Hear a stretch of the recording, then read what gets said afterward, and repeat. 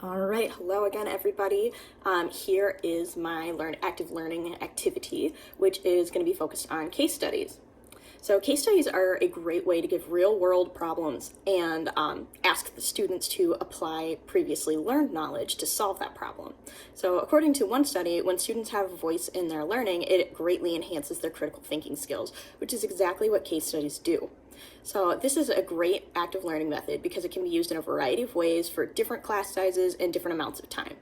The purpose of this case study is to teach students about chest tubes, why they're used, and how to assess them, and also how to troubleshoot them with a true clinical situation that could happen to them in the future. Using a personal story allows me to provide rich scenario details that students are likely to remember in the future when they work with chest tubes. So this continuous case study is geared towards undergraduate nursing students, probably in, say, like their med-surg class. This activity would take up the entire class period, and it would be a replacement for a lecture about case studies. So I would divide the class into groups of 4 that I assign as a way to ensure that the groups are academically evenly balanced and to ensure that positive outcome from the activity. So case studies are a great way to achieve the learning outcomes that I posted in Module 3, which I'll go over again later too. Each of the outcomes that I created lend themselves perfectly to become questions for the case study and allow students to answer them in their own words.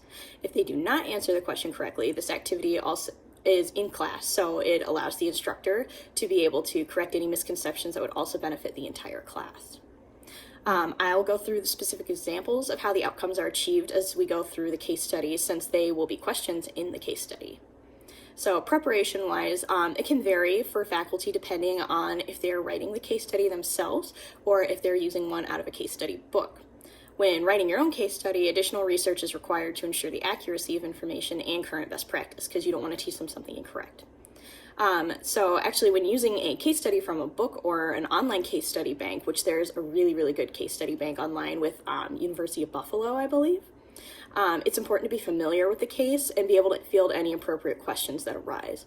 Faculty should take time prior to the case study activity to provide students with credible sources to find information to answer the question for case study questions as well. If you're using a handout for your case study, make sure that you have enough copies for every student, or make them available on the online learning platform, so like Blackboard or Canvas or Moodle. Students should also complete the assigned readings prior to the case study activity and take the time to become familiar with the sources that the professor has provided. Otherwise, they're not going to be able to participate as well in the activity. So to start off your activity, ensure that students are aware that the case study is coming up so they have time to do the assigned readings. If they're not prepared, the activity may not have the effect you were looking for. And then the day of your case study activity, get started right away at the beginning of class in order to have plenty of time to complete the activity, as well as a debriefing. Another way to save some time is to give your students their group assignments prior to the start of class and ask that they sit with their groups when they get to class.